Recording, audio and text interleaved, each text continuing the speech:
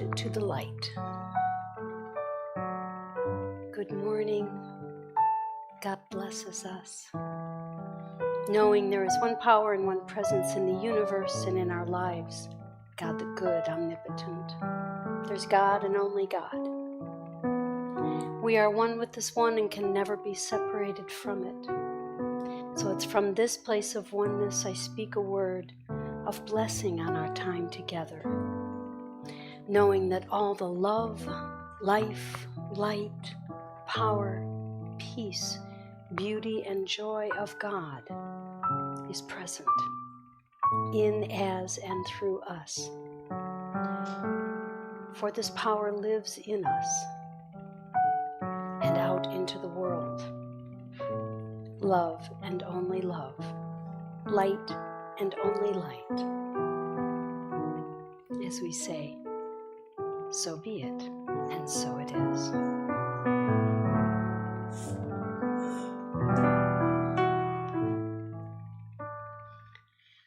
Make my eyes to see all that I could be. Help me to see it through. Lead me to the light.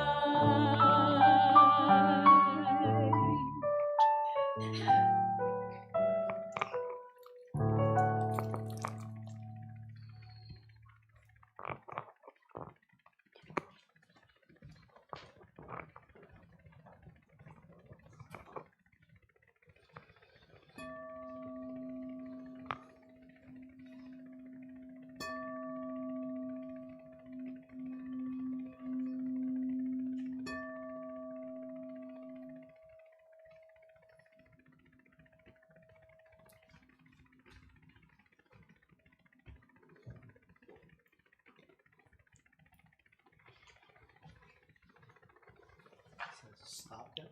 Okay. Wanted to get the full effect of that bowl. Good morning, everyone. Good morning, Dallas. Hi there. Welcome to Unity Displays Church, a positive path for spiritual living. My name is Dallas Traylor, and I am serving as your platform assistant today. If you would, please take a moment to silence your phones, okay? And we appreciate that, so won't be interrupting things. And now I invite you to stand as you are able and to join us in our congregational song, and that is I Release and I Let Go.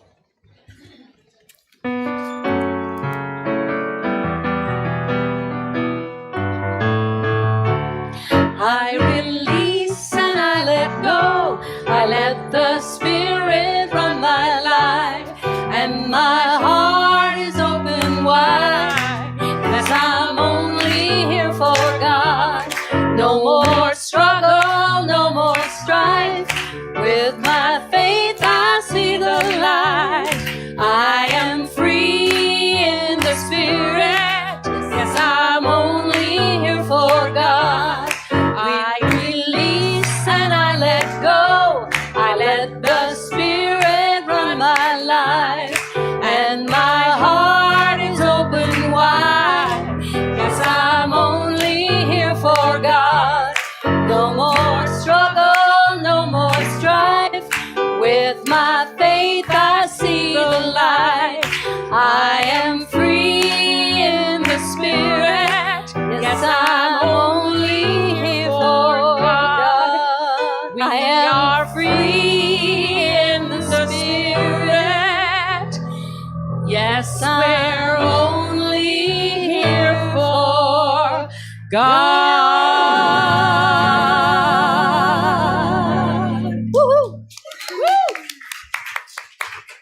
Thank you. This week we are blessed to have our spiritual leader, Megon McDonough, with us today. And Megan's talk title today is The 11th Commandment. Didn't know about that, did you? Thou shalt lighten up and not take thyself too seriously. Okay? And we would like to welcome and thank our musicians for being with us today. Of course, Tatiana Almova, wonderful pianist, and Elena Trufa. And of course, Megan, who's in everything. Okay. And now, if I may ask the chaplains, please, to come up.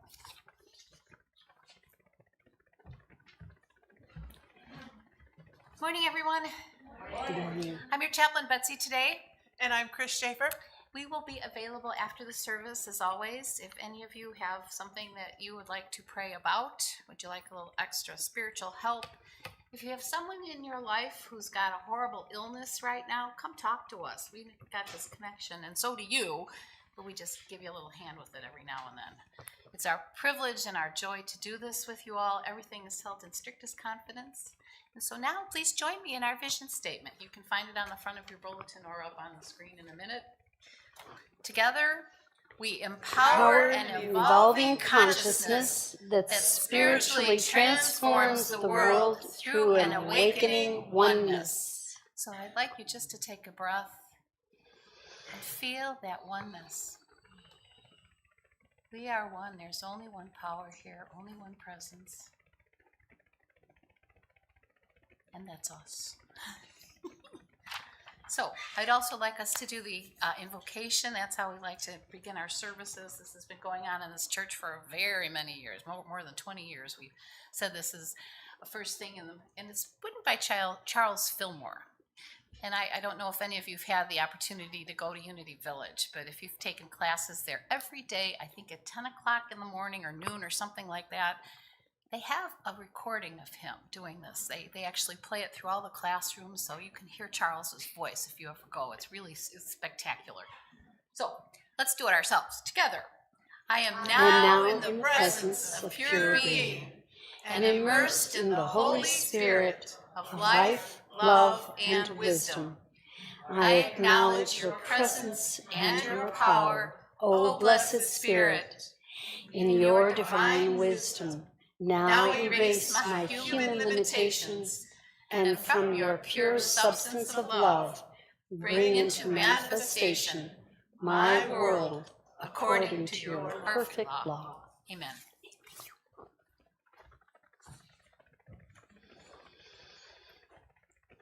Thank you so very much for doing that. And now we would like to give a heartfelt welcome to our newcomers.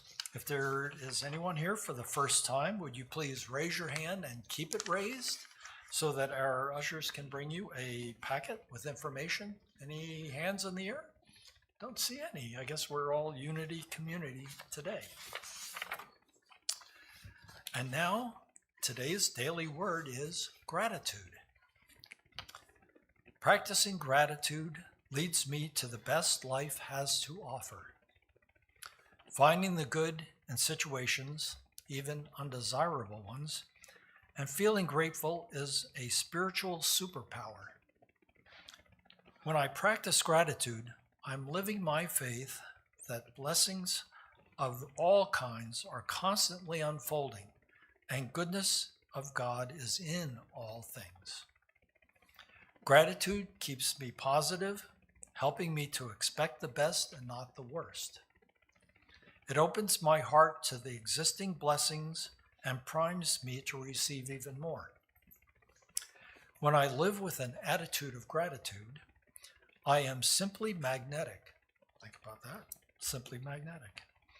I go forth with the expectation I will have what I need when I need it, and will meet the people I need to meet and be in the right place at the right time.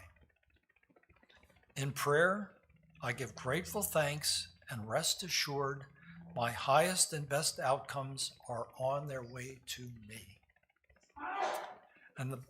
Bless you. And the Bible verse is, "Oh, give thanks to the Lord, for he is good, for his steadfast love endures forever." And that's from Psalm 130, chapter 136 and verse 1. And now, please let us prepare for meditation by singing our meditation song, and that is Our Thoughts Are Prayers.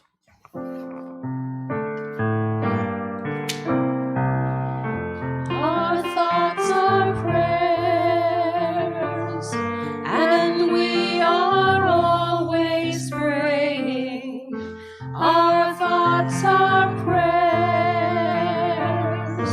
Listen to what you're saying. Seek a higher consciousness, a state of peacefulness, and know that God is always there.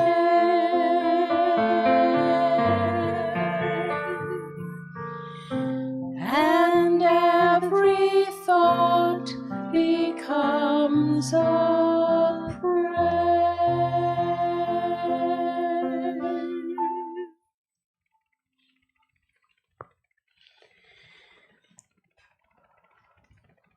Our thoughts are prayers,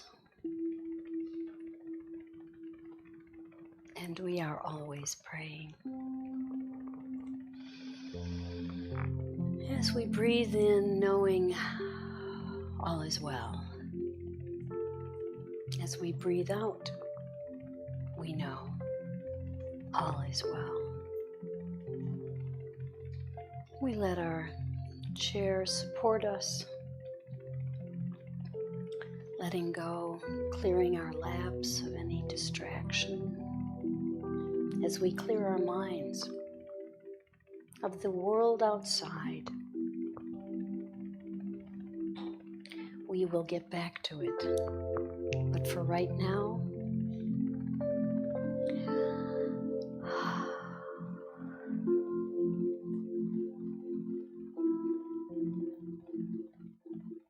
we relax.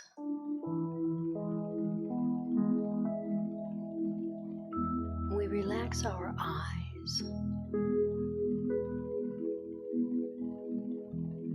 as if they are floating in warm pools, resting for all they see, all they do.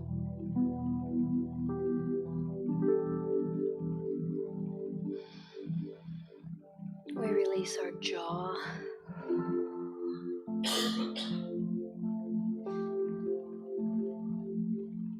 And thank our mind and brain that is always working. But just for now, it rests. We relax our shoulders, our hips, our feet, and especially our hands.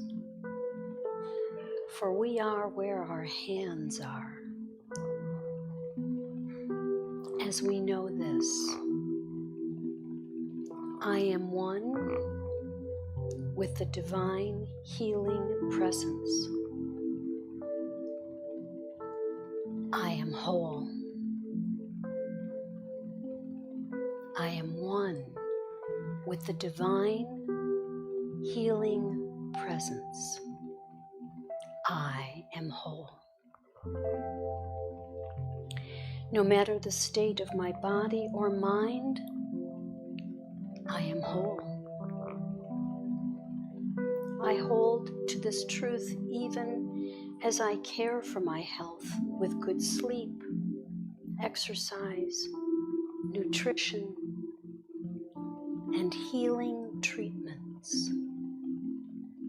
I am so grateful to my body and mind. They are connected. When our mind is calm, the body is relaxed. Of all the things I can do for myself, perhaps the most important is to pray and claim my wholeness. my wholeness as a divine being, one with the divine, that lives, moves, and has its being in, as, and through me.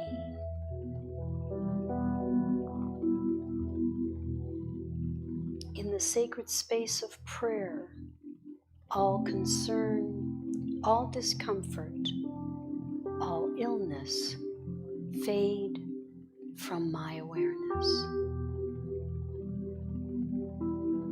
For prayer takes me to that quiet place. As I realize and claim my wholeness, I am lifted out of the troubling experience of disease, discomfort, fear, and into the realm of peace and the perfection of God. For in truth, this is what we are, the perfection of God.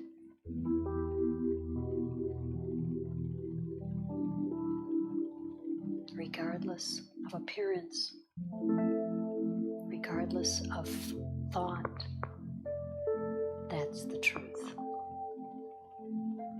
I am at peace realizing that my body and mind are only part of who I am. My spiritual identity knows no illness. My spiritual identity knows no illness.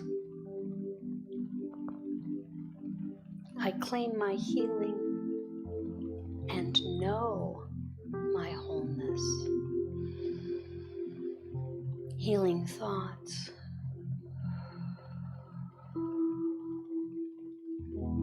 healing feelings,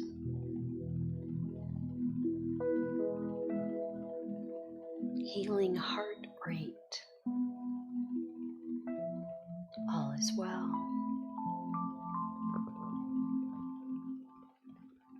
I claim this healing, knowing it is my divine birthright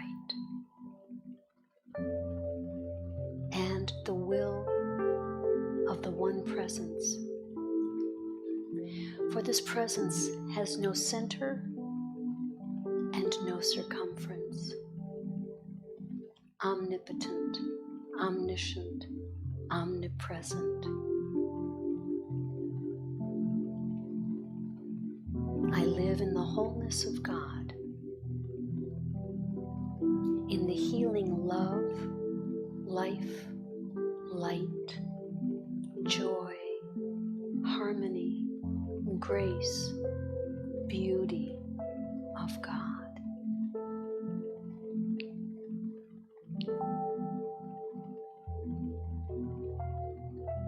For this is the truth of my being. And I deny any false belief contrary to this truth.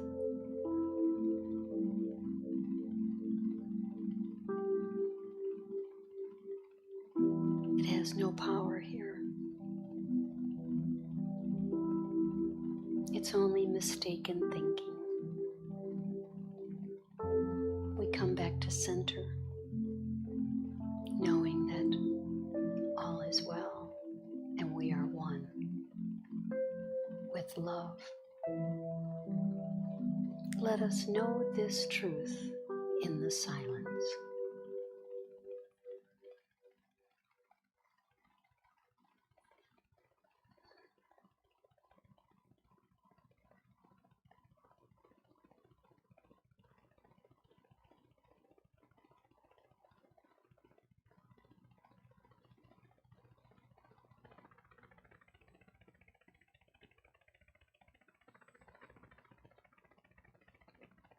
And as we come back into the room,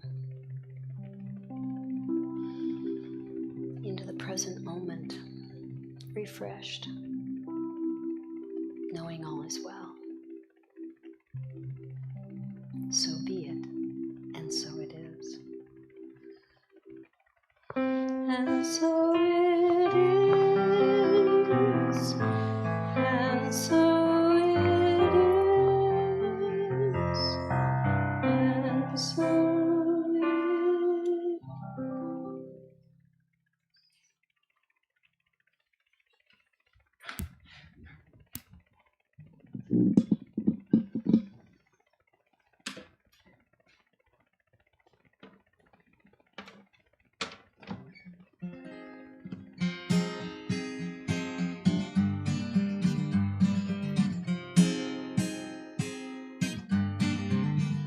You are so much more than a body, more than your mind. What you are is the great I am, before and after time. You are here and now, the healer, as you are being healed. For the great I am lives in and through you. That's how it is revealed. For you are the I am. That's all you need to be. Here to make a difference, to set and be set free.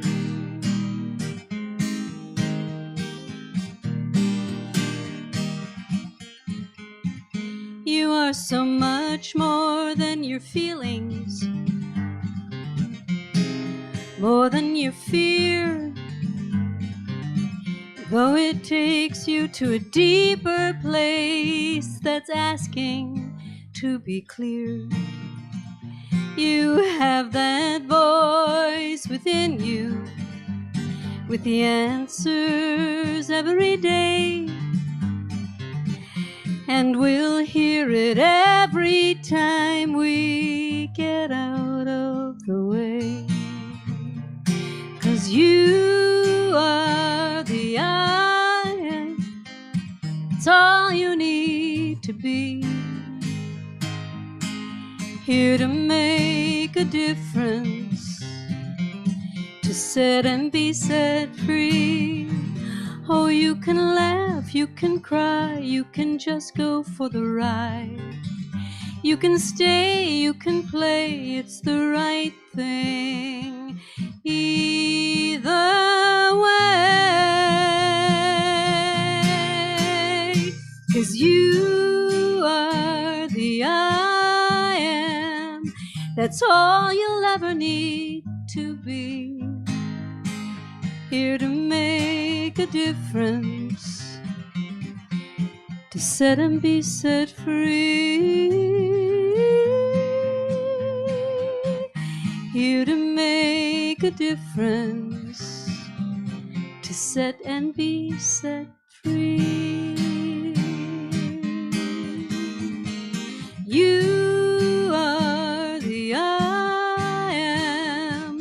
You are the I am.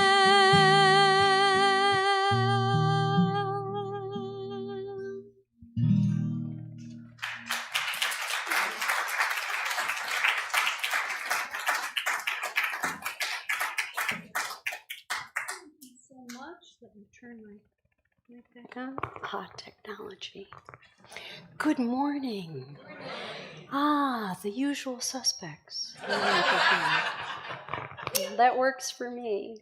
Thank you for coming. It's a little bit wintry out there, and we've come to accept that as mighty Midwesterners, hardy that we are. The 11th commandment, thou shalt lighten up. Of course, I love talking about things that I'm needing to practice. So this is for me today. I just want to adjust this guy. Has a tendency to be a little distracting. Okay. How's everybody doing on their New Year's resolutions? You're doing okay. All right. I love that. One. You're the one. Atta girl. Keep coming back. We love that. You inspired the rest of us.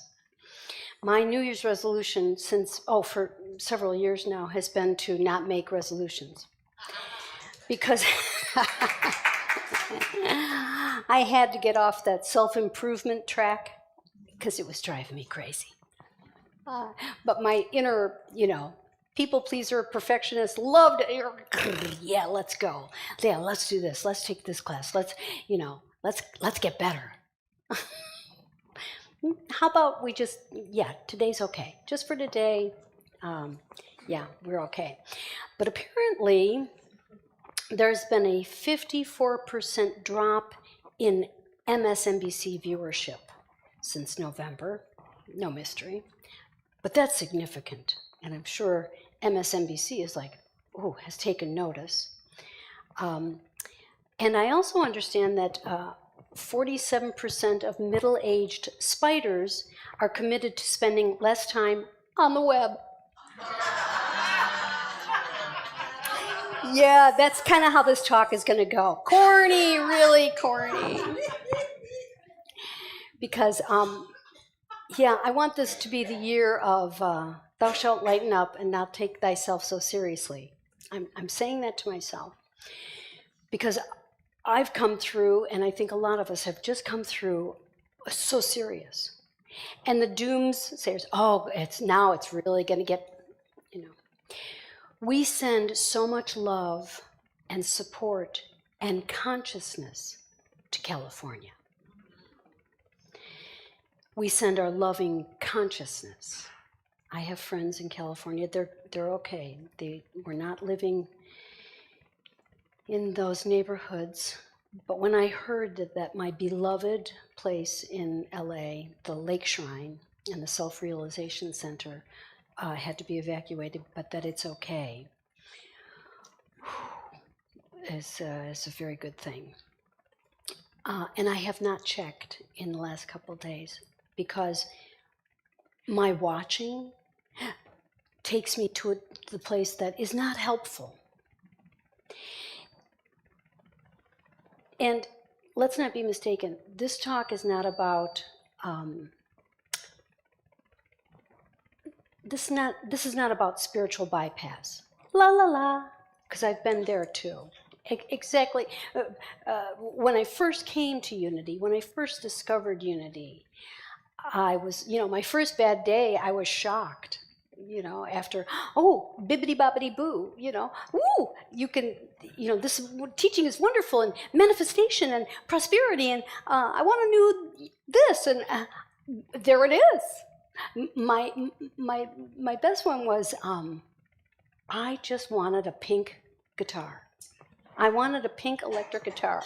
It was around 1988, and I thought, okay. I must have seen one at the guitar shop that I go to. And I think I forgot that, but I'm pretty sure I had heard Edwin Gaines speak at Unity on the North Shore, and I was all in. I was making my list, I was forgiving, I was, I had circled the top 12 and put the date that I was wanted to receive it. I was one of her best students. And the thing about Edwin Gaines that I loved and love to this day is she made me laugh. Now, if you make me laugh, chances are I'm going to follow you around. In hopes, I like to be in that vortex of laughter. But when I'm laughing, I'm usually learning something. I love watching comedians.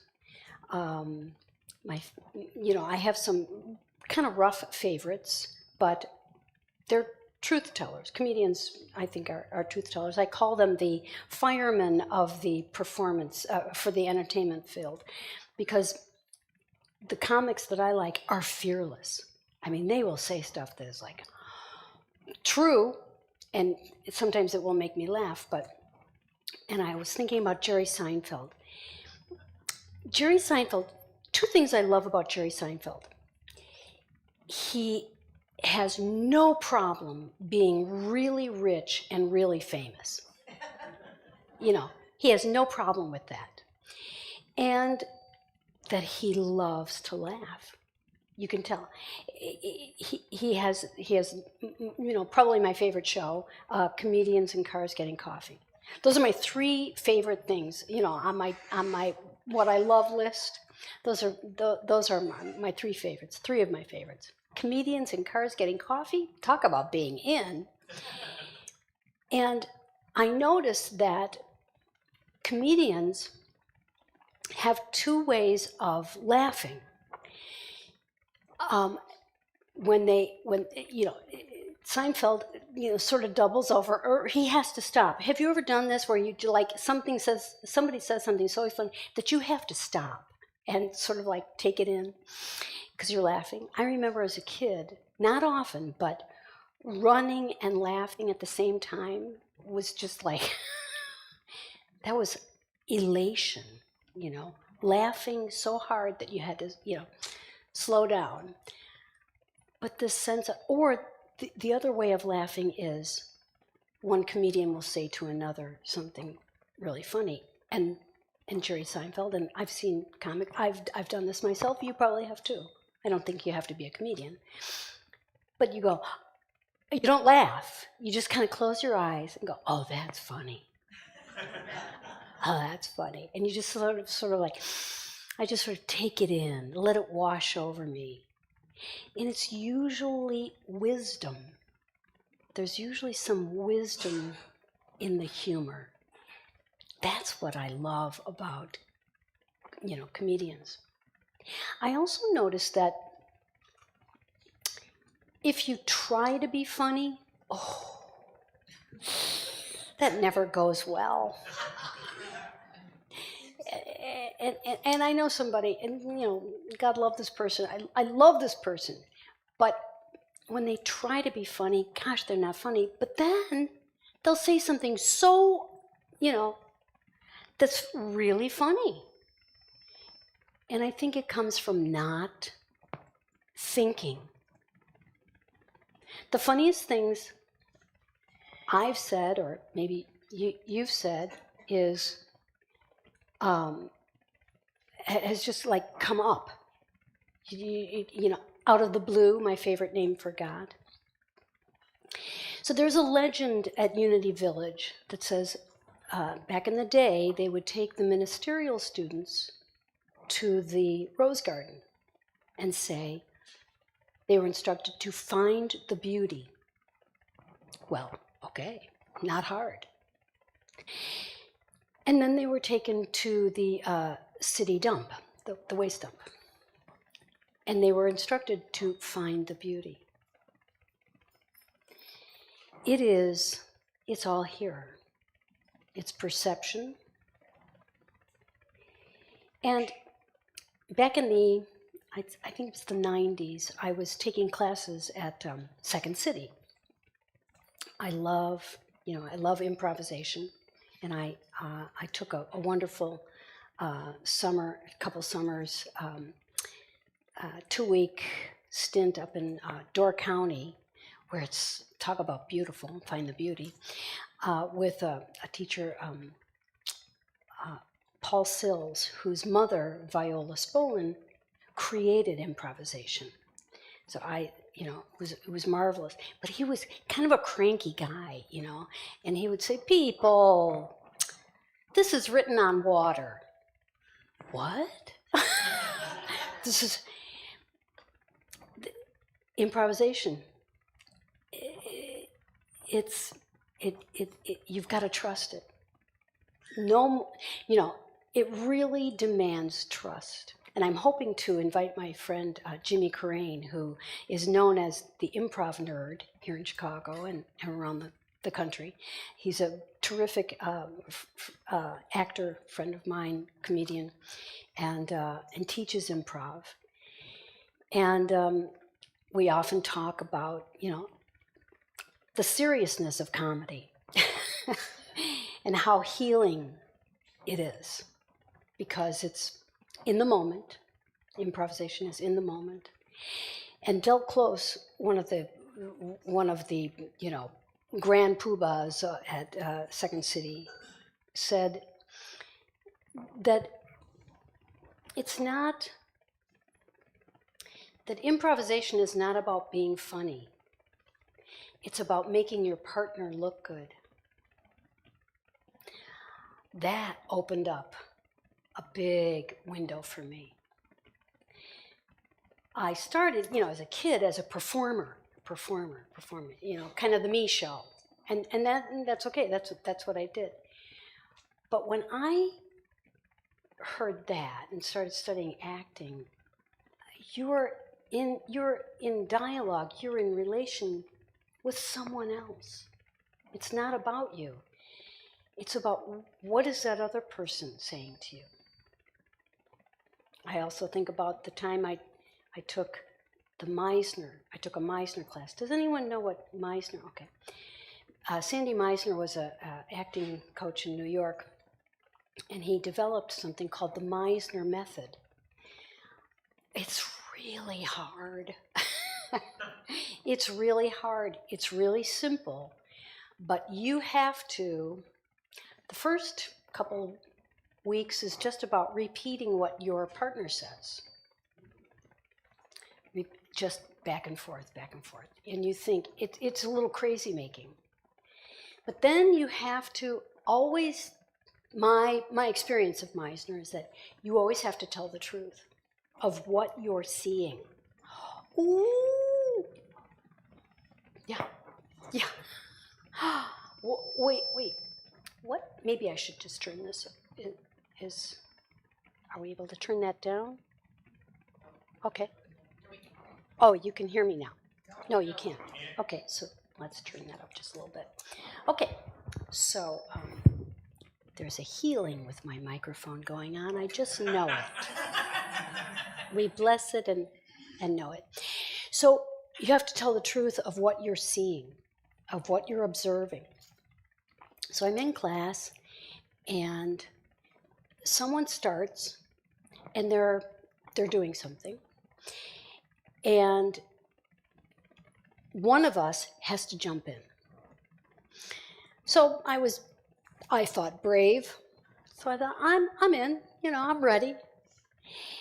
And what she was giving me was really unpleasant. And I could not find the courage to say so. And it was torture. It was torture. And then finally, our teacher stopped the scene. I thought, thank you. And now this is true transparency. He said, Megan, you seem like a really nice person. In fact, you're probably the person who would let the person go on the bus ahead of you. And you also seem like you've had a little bit of therapy. He said, that's not going to work in here. In here, it's destroy or be destroyed. Exactly. And I thought, darn it. Meisner might not be for me. But the Meisner actors I know, I have profound respect for. They're kind of surly. My experience of them is that they're, because they're not pleasing people. They're just kind of telling the truth. That's got to be a magnificent way to live. I'm not sure it would work for a minister. But there is a form of doing that without destroying. And I think that's what unity brought me. That was my experience of, this was such an inclusive, loving place. When I came in 1979, I went to my first unity. I was reading the Daily Word. And, unity, Charles Fillmore himself said, folks, this will not last. This will last maybe till the early 90s. This was not built as a church. It was a movement. It was sort of a supplement to your religion of choice, or your faith of, your worship of choice. I was going to Mass and Unity until one day I thought, I think I just want to go to Unity. It was no casting asparagus on Catholicism. It was, this seems like a better fit for me, where I am now in my life. But it was not meant to be a church, but it's kind of like the bumblebee is too big for its wings. Its body's too big for, it's not aerodynamically designed to fly. But it doesn't know that. It just flies anyway. It does, it flies. It doesn't go very high, but it flies. Unity just grew, I think, because it was so loving, so inclusive, answered an awful lot of my questions. So back to humor versus joy versus grief. Oh, how does grief play into joy? Well, until I can befriend grief, until I can sort of turn and face the monster that's chasing me in my dream, known as grief. Oh, it's yes. Saying yes to it. Come in. You're here anyway. Come in, let's have tea. Until I can do that, no joy is possible. Then this is just depression for me. This is strictly my experience. And I know the difference today between depression and grief. And for me, it's this. When I'm depressed, it's usually because I'm in the past and I'm, or I have a resentment, or I have a, I'm going backwards in my mind. And I got a lot of support from a couple of my parts. Yeah, that's right. We haven't spent nearly enough time on this. And so I get support from this guy. But this one, when something, if it's grief, which is here for me, and I see something funny, or someone says something funny, I laugh.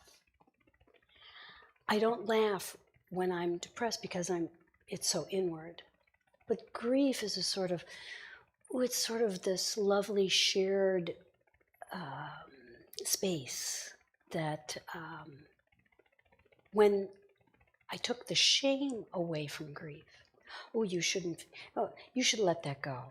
Oh, really? Whether you think you can let it go, when I realized there's no letting that go. That lives here.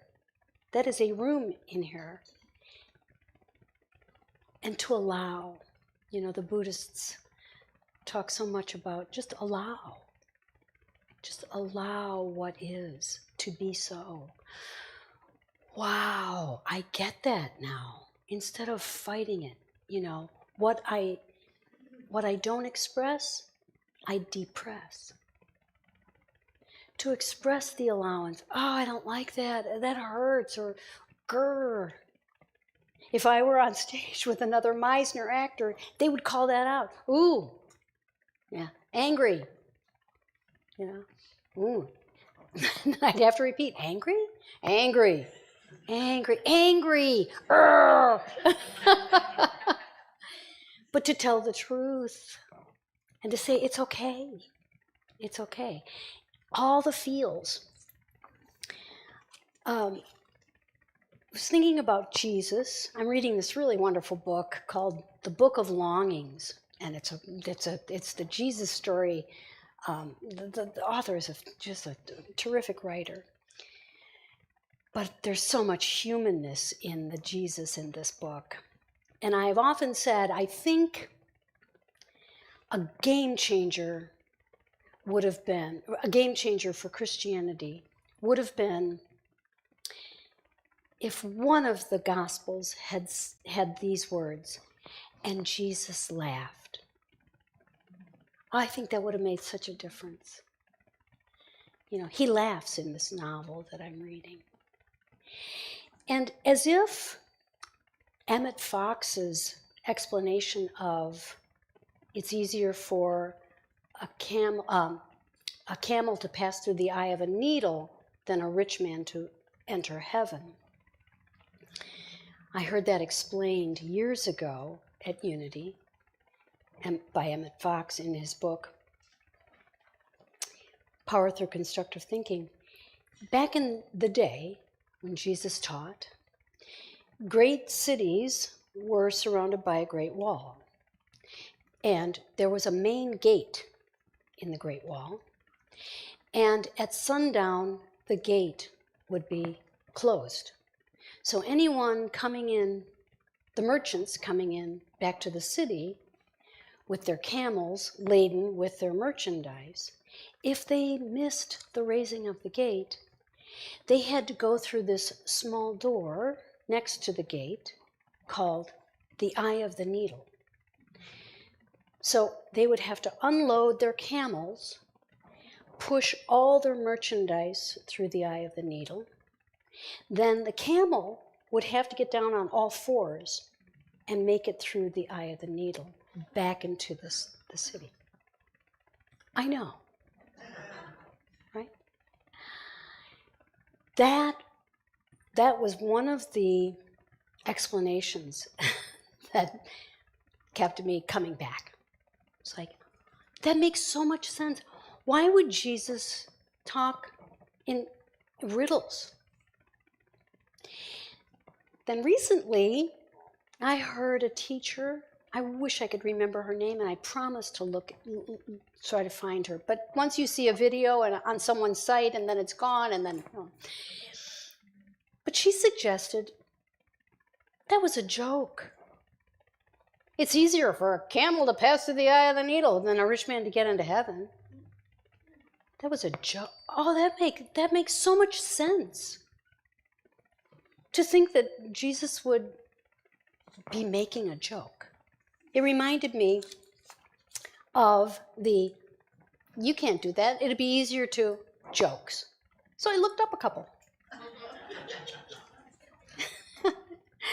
So, no way can you do that. You've got more chance of playing knock a door. No, I didn't get that. So, no way can you do that. You've got more of a chance of finding a camel with a flat back. No way can you do that. You've got more of a chance of getting the queen to make you play with her mutton flaps. That's an ancient one that I don't get. No way can you do that. You've got more chance of being kicked by a snake. That's funny. No way can you do that. You've got more chance of cutting a diamond with a butter knife. Right? No way can you do that. Now we know, look, we can do a lot of things. I can't cut a diamond with a butter knife, though. That's yes. Reality's reality. And I accept that. I allow that.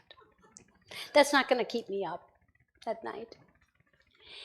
So, it's a dance. It's a joy dance. Lately, I'm way into guides and angels, and I'm so grateful that I have guidance and that I have someone to consult, and I have a couple of human beings that I consult as well. Always good to check it out with a couple people. And I know that it's a dance. Every day, every night ain't Saturday night. I get it. It's going to be hard. It's kind of hard out there. It is what it is. But let's lighten up this year. This year here at Unity Displays, we're really kind of going back to basics, keeping it simple. our book is Discover Your Divinity.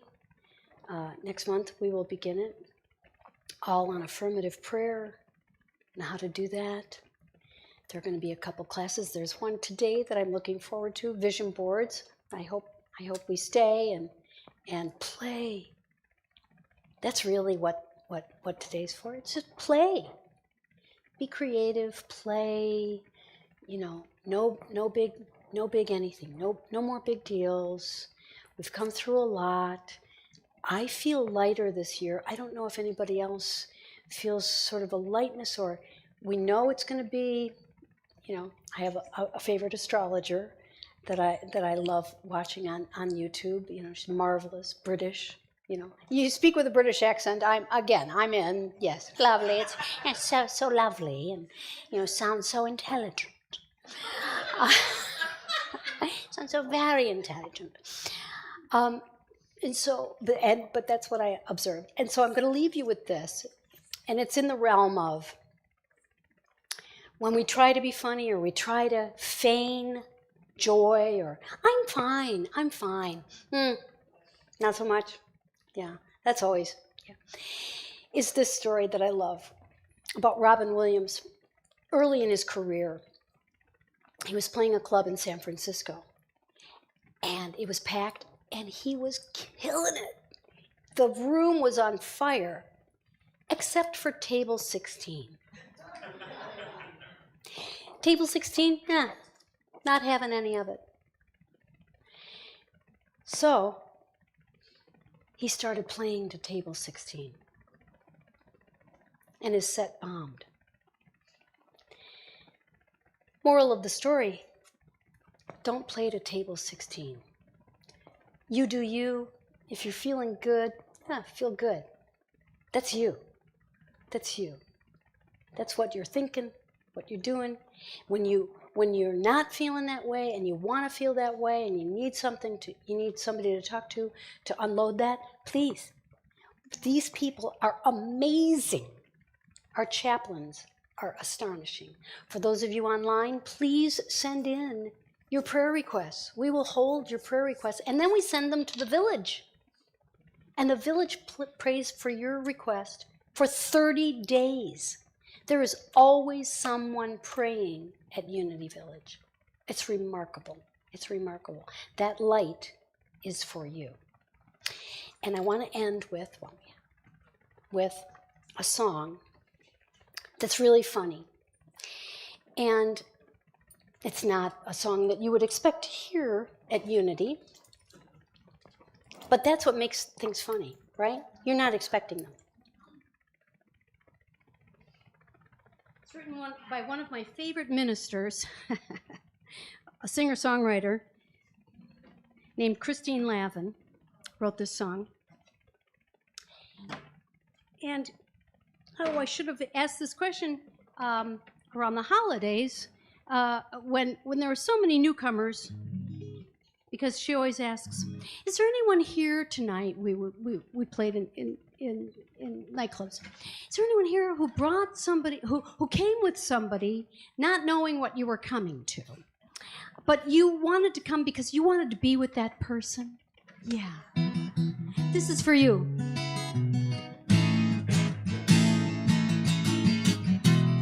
Speaking of people pleasing, I am at the opera. I don't like the opera, but he loves the opera and I love him. I follow the libretto, I follow the conductor. When I follow the plot, my head begins to spin.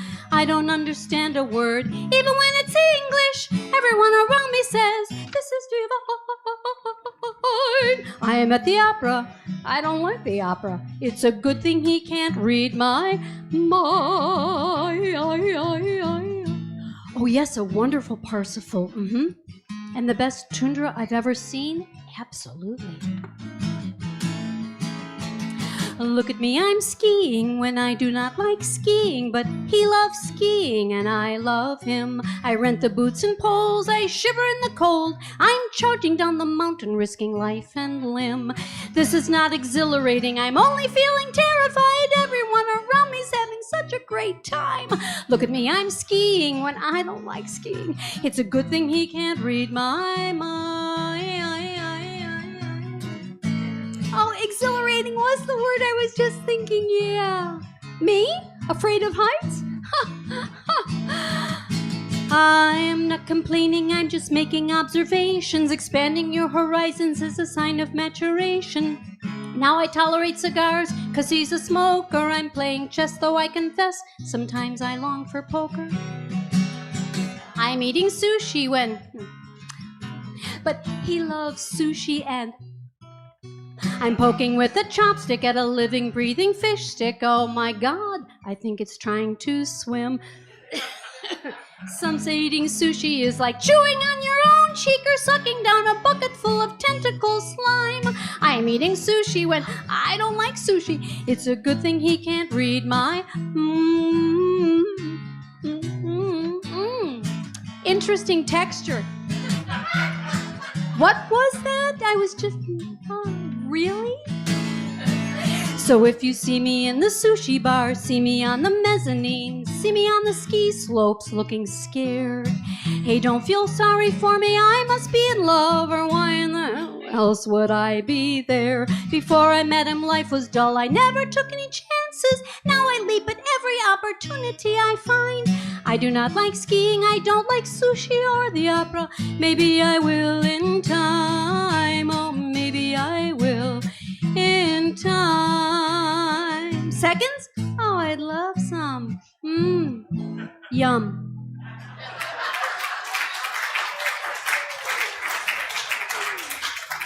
Thank you, Christine Lavin, and thank you to all our volunteers and all of those who stay today to dismantle Christmas. Thank you.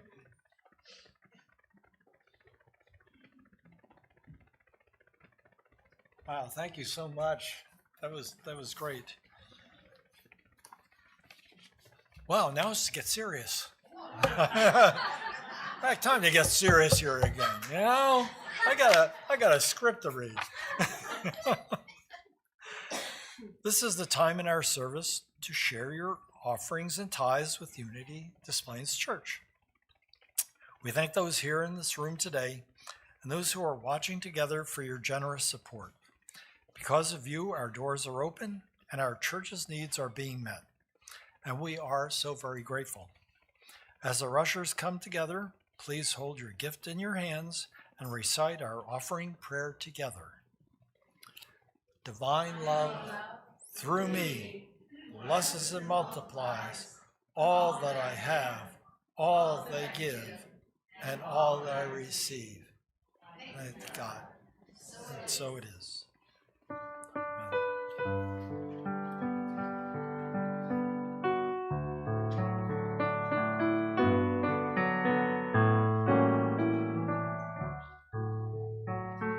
I am so blessed. I am so blessed. I am so grateful for all that I have. I am so blessed. I am so blessed. I am so grateful. I am so blessed.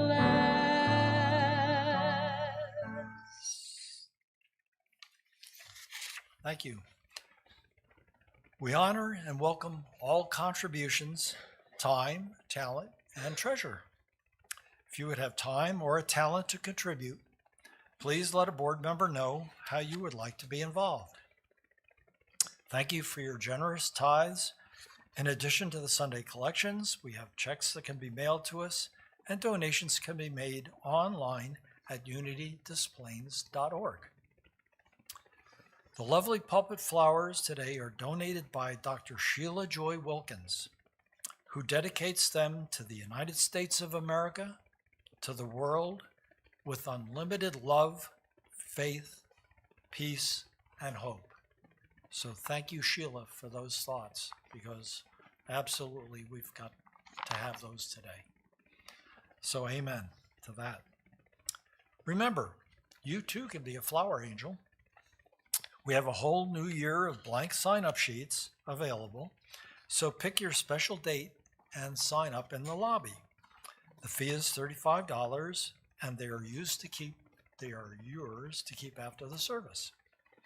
And I'll just say that we'll give you about a half-hour head start before Ruth gets over there with all of our granddaughters and kids' anniversaries and our anniversaries, whatever we got in there.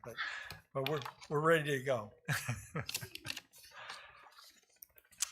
And now for our announcements for today. As mentioned, today is our day for undecking the halls and cleaning up after the service. Remember that it says here, more hands make less work. I'm not sure it makes less work per person, but so the more hands that we have, the faster we can get this taken care of. And I'd like to divert a little bit from my script activities here before we turn the page on Christmas, because we had some extraordinary things going on with our Christmas activities.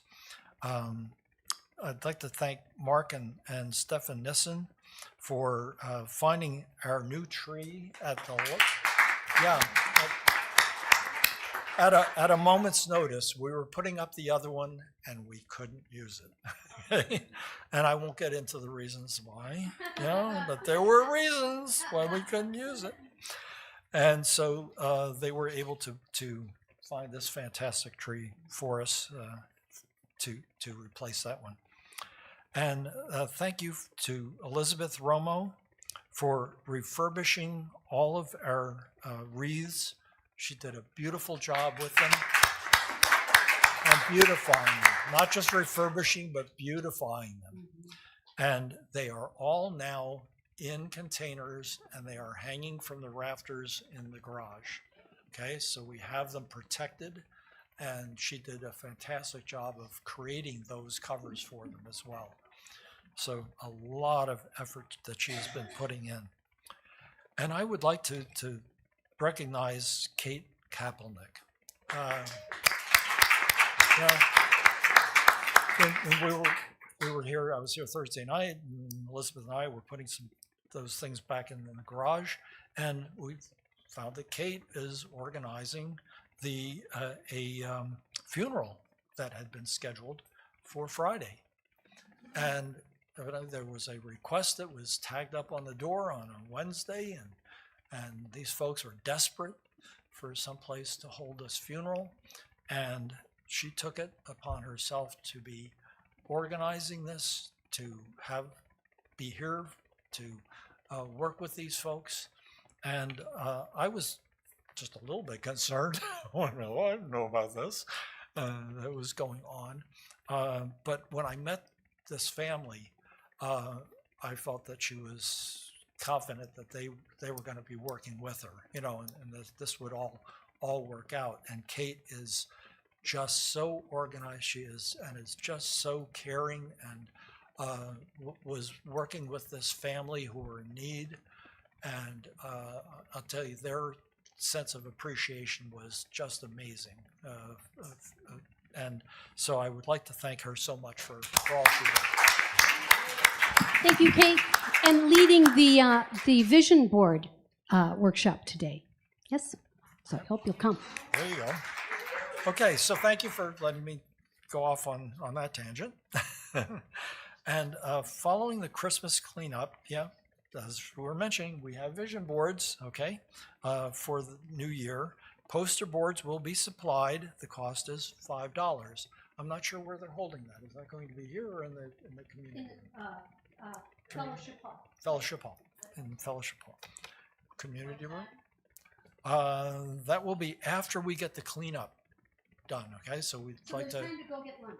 ask if you hold off, just if you're just only doing that while we get an opportunity to get these trees down and out. And please join Mary Ellen Siemens on Sunday, January 19th in Fellowship Hall for her transformative 2.5-hour workshop called Creating the Year Ahead. And limited space is available, so reserve your spot. You can RSVP by contacting Kate, who's our office guru also, and that's at unitydp@yahoo.com. The cost for that is $35 due at the time of registration. And now for an update. The healing meditation is now being held on the first and third Tuesdays of every month.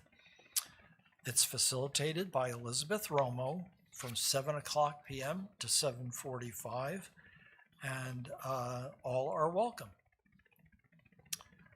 Also, please sign up for our weekly e-blast and follow Unity Displays on our Facebook.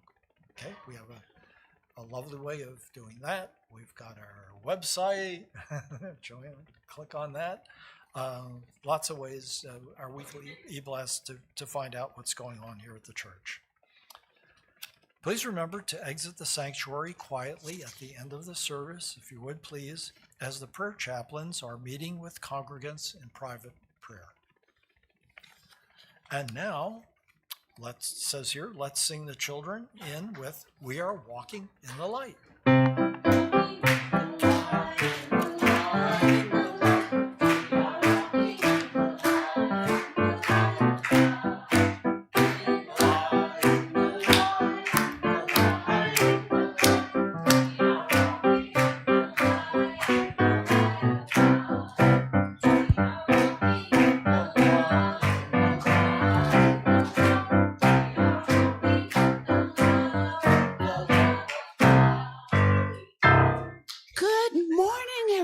On this beautiful January morning, and we have a beautiful group of kids and youth and teachers here, and we had a good time. The little guys, we are doing the spiritual play date lessons on connection. We are all connected, and we read the book Inside All. And we just don't mean all people, we mean all things. What's inside of all of us? Energy. And energy is love and God. And it is inside all of us, inside everything. Yes. And we found our energy ball, and we're going to give you a demonstration. All right. Plain ball. Can you guys join hands in a circle? You want to join hands? Okay. If we join hands, okay. We got to join hands here. Sure. He doesn't win. Okay. The light is going. But if just one person drops their hand, the energy connection does not go. Unless she pushes on that button. But that is supposed to be how it works anyway. Okay. Our wonderful YOUer. Thank you. Today we started a lesson on metaphysics, and we talked about Genesis and how each day was kind of representative of each step in the creative process. That's pretty deep. Genesis in January. Makes sense to me. Okay, let's stand, sing, and pray. Oh, one more thing. I want to thank everyone who's been praying with me for my daughter near the LA fires and for everyone that's there in LA. Thank you. Keep praying for LA. God's in charge. Thank you.